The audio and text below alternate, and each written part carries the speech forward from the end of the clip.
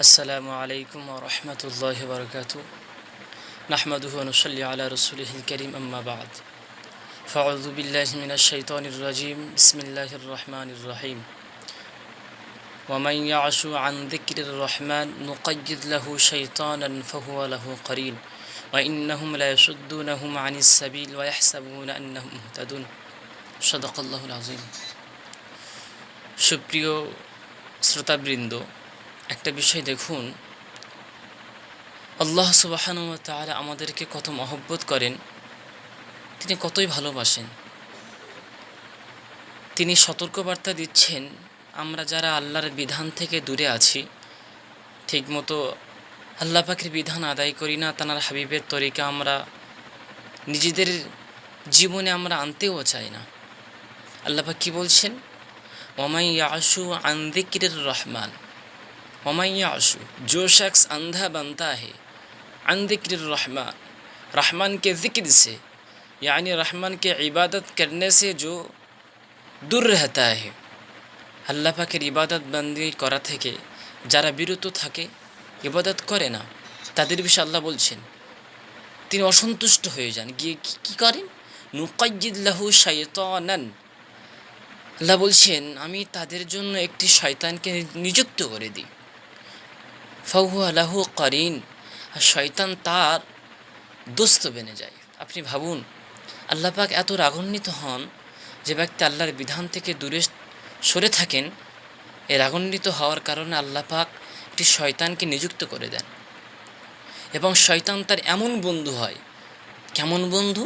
তার পরের আয়াতে বলছেন ওয়া ইন্নাহুম লা ইয়াসুদ্দুনাহুম আনিস সাবিল, আর শয়তান তাদেরকে সঠিক পথ থেকে রুখে রাখে। আল্লাহু আকবার। একটু ভাবুন, নাউযুবিল্লাহ, আল্লাহ আমাদেরকে বাঁচান।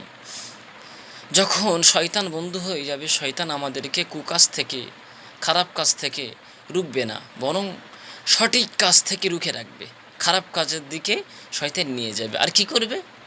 ওয়াহসাবুনা আন্নাহুম মুহতাদুন, আর আমরা বা যারা আমরা আল্লাহর ইবাদত করছি না, আমরা মনে করব না না এটাই সঠিক, এটাই ঠিক, আমরা হেদায়েত পেয়েছি, আমরা হেদায়েতওয়ালা। তো যাই হোক বন্ধুগণ, যেটা আমার মূল উদ্দেশ্য, এখনও পর্যন্ত যারা আল্লাহর বিধান থেকে দূরে আছি, একটু আমরা ভাবি যে শয়তান আমাদের কাছে এই সকল নামাজ না পড়াটা, মানুষের সাথে খারাপ ব্যবহার করা, মৃত্যুকে স্মরণ না করা, এগুলি কিন্তু শয়তান আমাদের কাছে শুভনীয় করে দিচ্ছে। তা আমরা একটু আল্লাহর জিকির আজগার করি, আল্লাহ পাকের ইবাদত বন্দেগী করি। একটা বিষয় দেখুন, আল্লাহ পাক বলছেন, কি বলছেন?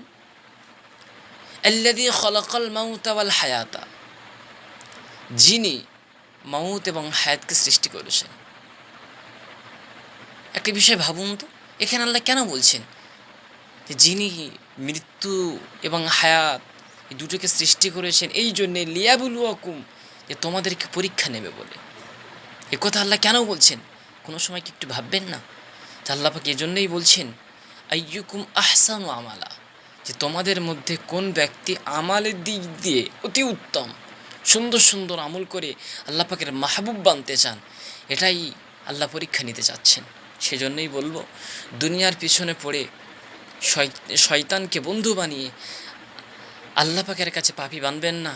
তাই এখনও পর্যন্ত আমরা যারা আল্লাহর বিধান থেকে দূরে সরে আছি, আল্লাহ পাকের বিধান আদায় করার চেষ্টা করব। আরেকটা বিষয় বলি, আমরা নিয়মিত ইনশাআল্লাহ কোরআন থেকে, হাদিস থেকে আমাদের দায়িত্ব এবং কর্তব্যের বিষয়ে এবং কোরআনুল হাকিম কি কি বার্তা আমাদের দিয়েছেন এই বিষয়ে ইনশাআল্লাহ আমরা জানব। সেজন্যই বলবো, যারা সাবস্ক্রাইব করেননি সাবস্ক্রাইব করে নেন এবং ভিডিওটি শেয়ার করবেন, এই জন্যে যাতে করে আপনি নেক আমল করতে পারেন আর আপনার সাথী ভাই তানারাও নেক আমল করতে পারেন। আসসালামু আলাইকুম ওয়া রাহমাতুল্লাহি ওয়া বারাকাতুহু।